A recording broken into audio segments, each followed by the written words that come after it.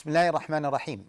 الحمد لله رب العالمين، نحمده حمدا كثيرا طيبا مباركا فيه، ونثني عليه الخير كله، ونصلي ونسلم على سيد الخلق نبينا محمد صلى الله عليه وعلى آله وصحبه وسلم تسليما كثيرا.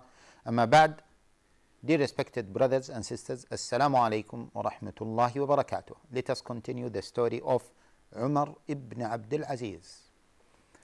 Umar ibn Abdul Azeez, this great personality in Islam, his story is a very amazing story. He has a special status in our legacy, in our history. I urge all brothers and sisters to learn about his story and to take him as a role model. He is really a role model. We mentioned one time, I don't know whether we mentioned this or not, that Sufyan al-Thawri once received a question: who is better, Umar ibn Abdul Azeez or Muawiyah? Then he responded by saying, Muawiyah radiallahu ta'ala anhu is far better than Umar ibn Abdul Azeez. Why? Because Muawiyah is a companion of the Prophet sallallahu alaihi wasallam. In fact, he said that a piece of hair or a thread of hair in the nozzle of Muawiyah is better than Umar ibn Abdul Azeez. I mentioned this to confirm that the Sahaba radiallahu ta'ala anhum in general, because of what Allah Jalla wa Ala honored them by seeing the Prophet sallallahu alaihi wasallam, generally speaking, are better than any other generation. However, to reach to that level, to compare between Umar ibn Abdul Azeez and Muawiyah, this gives credibility to Umar ibn Abdul Azeez radiallahu ta'ala anhum. And many companions, many of the second generation, used to consider him as the fifth rightly guided Khalifa radiallahu ta'ala anhu. In fact, many of our historians and many of the thinkers and the scholars as well considered him the reformer of the first 100 years of the first century. You know the hadith of the Prophet sallallahu alaihi wasallam where he said that Allah Jalla wa Ala sends every 100 years or every century a person who reforms the deen of our ummah. So Umar ibn Abdul Azeez, because he died on the year 101 and he remained in charge of Muslims between 99 and 101, so they considered him as the person who reformed the ummah in the first century. And as you know, that Muhammad ibn Idris al-Shafi'i, Imam al-Shafi'i, he was considered by many scholars as the reformer of the second century. Anyway, the story of Umar ibn Abdul Azeez is very amazing. Umar ibn Abdul Azeez, as we said in the previous episode, he stayed in Medina with his uncle Abdullah ibn Umar ibn al-Khattab. And his father was appointed as the governor of Egypt. And his father wrote to his mother to come to join them. So his mother consulted her uncle Abdullah ibn Umar, and Abdullah ibn Umar suggested that she should leave Umar ibn Abdul Azeez with them to spend more time with the companions of the Prophet ﷺ, to spend more time with people of Medina. So she liked this idea and she left her son Umar ibn Abdul Azeez to learn more from his uncle Abdullah ibn Umar and to learn more from the other companions of the Prophet ﷺ. And we said that this period molded the personality of Umar ibn Abdul Azeez radiallahu ta'ala anhu. When she joined her husband, when she arrived to Egypt, her husband was looking for his son, his beloved son Umar ibn Abdul Azeez. He didn't see him. He asked her, she said, she told him the story. He liked that. Her father Abdul Aziz, his father Abdul Aziz ibn Marwan liked this idea, so he approved the decision that has been taken by his wife. So he let Umar ibn Abdul Azeez to spend more time with his uncles in Medina. During that time, Umar ibn Abdul Azeez met a number of Sahaba, met other Tabi'een, and he learned more and more. One time, Umar ibn Abdul Azeez was visiting his father in Egypt. So, in Egypt, there was an incident that took place with Umar ibn Abdul Azeez. During that time, people used to say that there will be a Shaj Bani Marwan. A Shaj Bani Marwan is a Shaj means a wound, a scar. So the person from, they used to say that there will be a person from Bani Marwan who has a scar, and he will be a just ruler, and he will lead people in justice, unlike the other leaders of Bani Marwan. So they said, who is that personality? They used to say, who is that personality? What happened is Umar ibn Abdul Azeez one time was playing with his brother called Al-Asbagh ibn Abdul Azeez. And Umar ibn Abdul Azeez rode a camel. So after some time he fell and he became injured and he had a scar.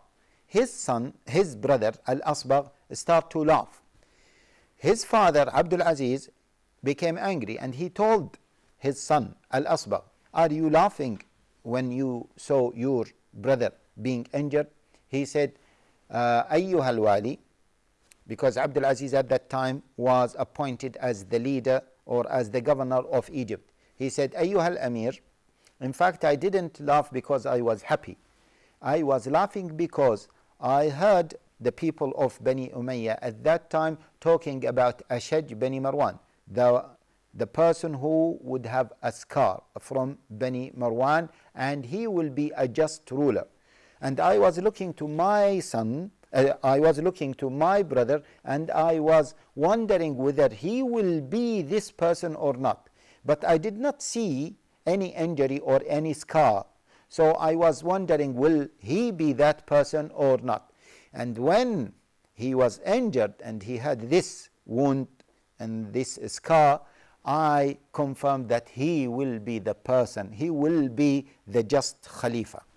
So his father, Abdul Aziz ibn Marwan, liked this, and he said, as you said this, I will send Umar ibn Abdul Azeez again to Medina. And then he sent him again to Medina, and he wrote to Hisham ibn Abdul Malik, his cousin, to take care of Umar ibn Abdul Azeez in Medina.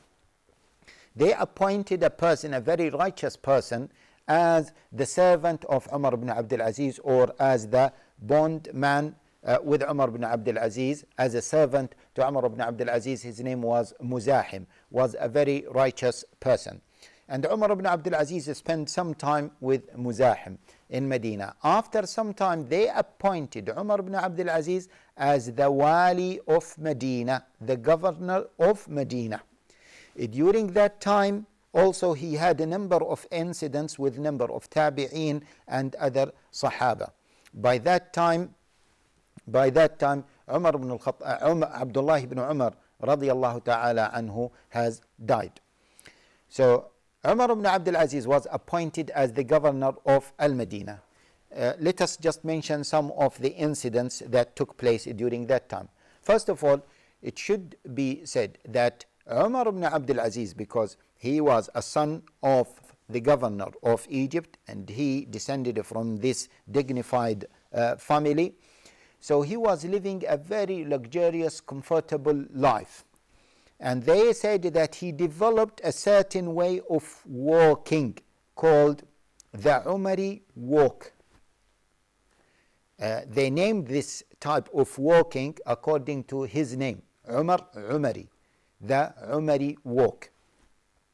And they said that it was a distinguished way of walking until the girls of Medina used to follow the way he used to walk. So he was like a big celebrity. And every one of them used to like the way he used to walk and would like to follow that type. Not only this, he used to drag his clothes, and he didn't pull them up. And also he left his hair to grow long. So he was living a very luxurious life. And in fact, they said that he used to use perfume excessively, to the level that if the people would know whether he walked from this street or not by smelling the fragrance of his perfume. So if he were to walk from a place and leave that place, still the perfume would remain in that place, and people would know that, oh, Umar ibn Abdul Azeez was in this place. In fact, some historians said that whenever he gives his clothes to be washed, people used to give money to the launderette in order to what? To wash their clothes in the same water used to wash the clothes of Umar ibn Abdul Azeez. Because of what? Because of the fragrance that will be left in the water that used to wash his clothes, to that level. And of course, he used to have long hair, and as well as dragging his clothes. He is like a prince. One time, they said that one time he was about to attend the Salat al-Jama'ah, and they appointed one of his teachers. They appointed Raja ibn Hayawa as one of his teachers. So Raja ibn Hayawa one time noticed that Umar ibn Abdul Azeez came late. This is before he became the governor of Medina. Raja ibn Hayawa, his teacher, his murabbi, noticed that he came late to the masjid. So he asked him, why did you come late? He said, the murajjila, the hairdresser, was fixing my hair, or was combing my hair. So his teacher became angry of this, and he said, this makes you leave the salah, this makes you miss the salah. Wallahi, I will write to your father. And he wrote to his father, Abdul Aziz, in Egypt, telling him what has happened, informing him of what has happened. So Abdul Aziz wrote to Raja ibn Hayawa, the teacher of Umar ibn Abdul Azeez, the carer of Umar ibn Abdul Azeez, the murabbi of Umar ibn Abdul Azeez, once you receive my book, then have his hair cut. Okay, remain with me, inshallah. We have to break for a few minutes, and inshallah we will come back to you. Assalamu alaikum wa rahmatullahi wa barakatuh.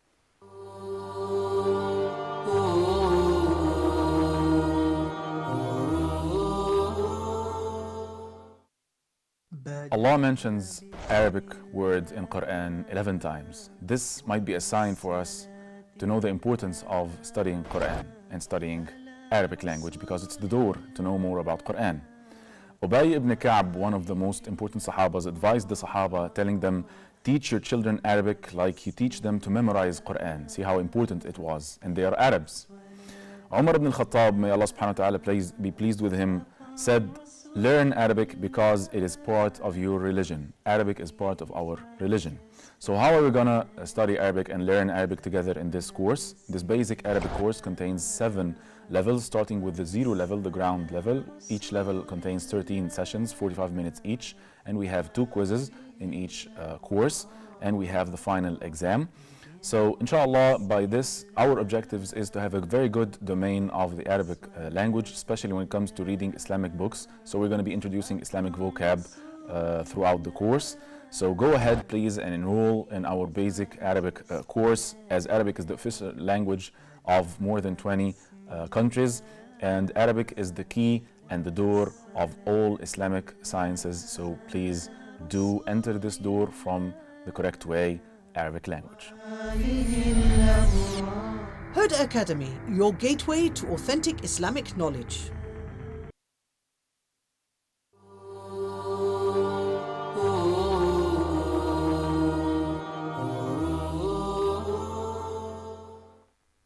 Assalamu alaikum wa rahmatullahi wa barakatuh, and welcome back.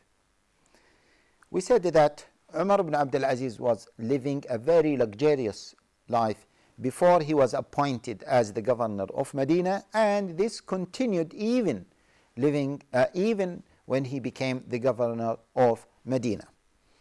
Used to put a lot of perfume, a lot of fragrance, and used to have a special way of walking, and used to dress very nice clothes, very expensive clothes, and he dragged his hair and he let his hair to grow long.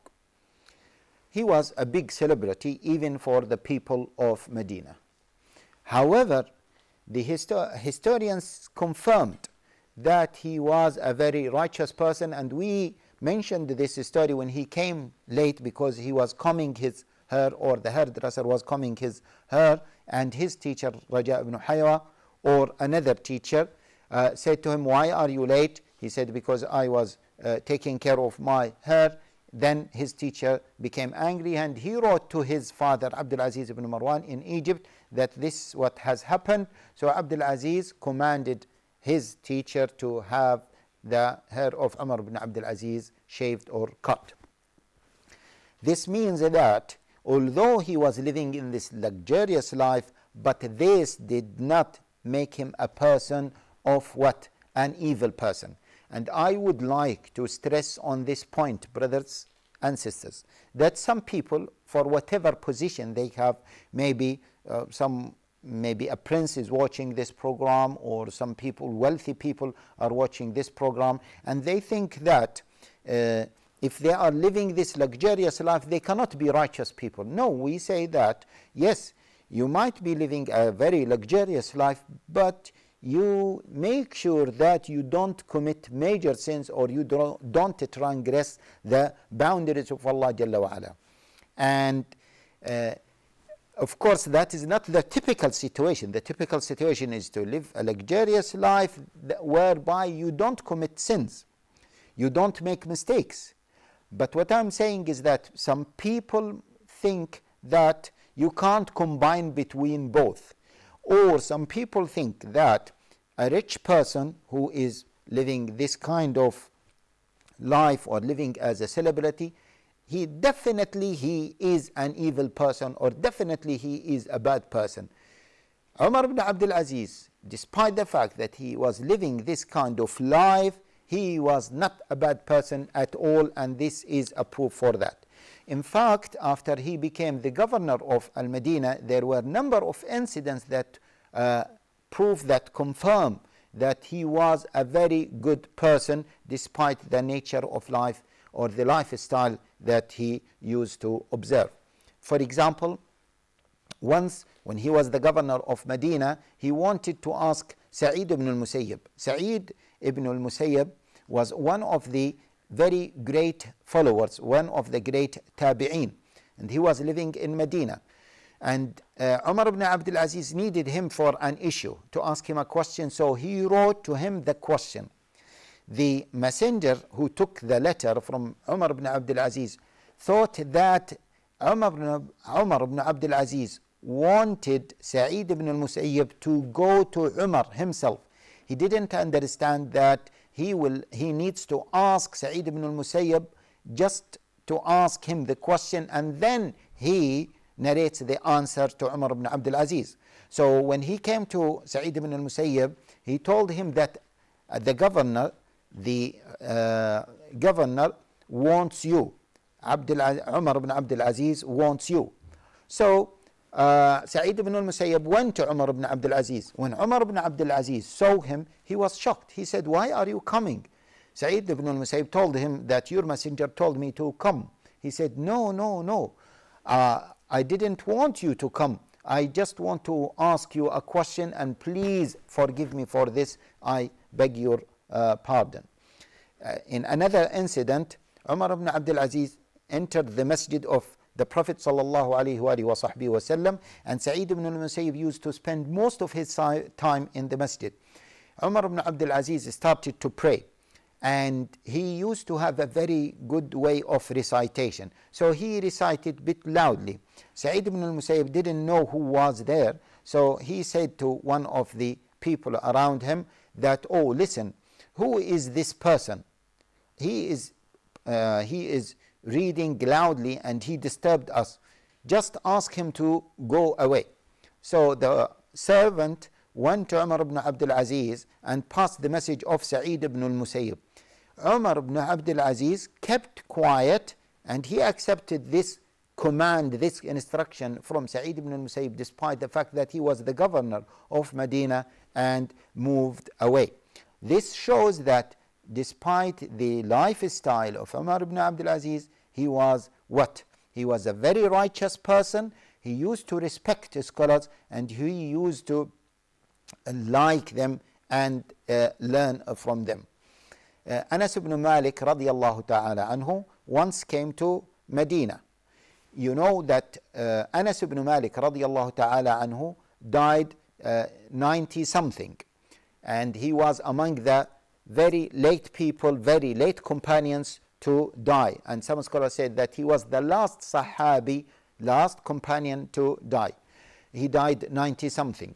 So one time he came when Umar ibn Abdul Azeez was appointed as the governor of Medina, and he noticed him when he was praying. He said, Wallahi, his prayer is very similar to the prayer of the Prophet sallallahu alaihi wasallam, very close to the prayer of the Prophet sallallahu alaihi wasallam. So Umar ibn Abdul Azeez had knowledge. Umar ibn Abdul Azeez was a righteous person, despite the fact that he was one of the a member of the royal family. One of the stories that took place while he was governor of Medina, that Umar ibn Abdul Azeez, at that time when he was the governor of Medina, he was taking care of the people of Medina, and he was respecting them, and he was respecting the companions and other people of Medina. Al-Hajjaj ibn Yusuf al-Thaqafi, who was appointed as the governor of Iraq by Hisham ibn Abdul Malik, he was an oppressor person, and he killed large number of Sahaba, and he was torturing people, doing so many evil things. And we mentioned, I don't know whether we mentioned this or not, or you remember this or not, that he was an oppressor, he was a zalim, and many scholars even cursed Al-Hajjaj because of what he did, and he killed Sa'id ibn Jubair and others. Anyway, Umar ibn Abdul Azeez never liked Al-Hajjaj, and in fact there were narrations that he used to make dua against Al-Hajjaj. One time Al-Hajjaj wanted to go for Hajj, and he was appointed as the governor for Hajj, the Amir of Hajj. It was a custom to appoint an Amir for Hajj. So, Umar ibn Abdul Azeez was the governor of Medina, and normally when the people traveling to Hajj go to Mecca, they pass by Medina. So Al-Hajjaj wanted to pass by Medina while Umar ibn Abdul Azeez was the governor of Medina. Umar ibn Abdul Azeez wrote to Hisham ibn Abdul Malik, please give me an excuse that I don't want this to pass by Medina.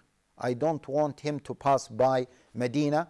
And then Hisham ibn Abdul Malik wrote to Umar ibn Abdul Azeez, Hisham ibn Abdul Malik wrote to Al-Hajjaj that don't pass by Medina. If people are not welcoming you, so don't humiliate yourself by visiting them. So Al-Hajjaj did not visit Al-Medina when Umar ibn Abdul Azeez was appointed as the governor of Medina. Umar ibn Abdul Azeez, one time when Al-Hajjaj died during the time of Hisham ibn Abdul Malik, they told him, why don't you go and to give condolences? In fact, Hisham ibn Abdul Malik said to him, Umar, why don't you give me condolences because of the death of Al-Hajjaj? So what happened is, Umar ibn Abdul Azeez said, Ya Amir al-Mu'mineen, I am part of the royal family, or I am part of the family, and people normally give condolences to the family of the person who died, and I am part of the family, so people should give me condolences, and that's why I didn't give condolences. He didn't want to give condolences because of the death of Al-Haddad. In the meantime, he did not want to have any confrontation with the rest of the family. That's why he avoided this in a very diplomatic way. He was a very wise person, and he in fact, there were some narrations that he said, I prefer to use diplomatic way rather than being confrontational. This is the end of this episode. Insha'Allah, we will continue this episode. We will continue the story of Umar ibn Abdul Azeez in the coming episode. Assalamu alaikum wa rahmatullahi wa barakatuh.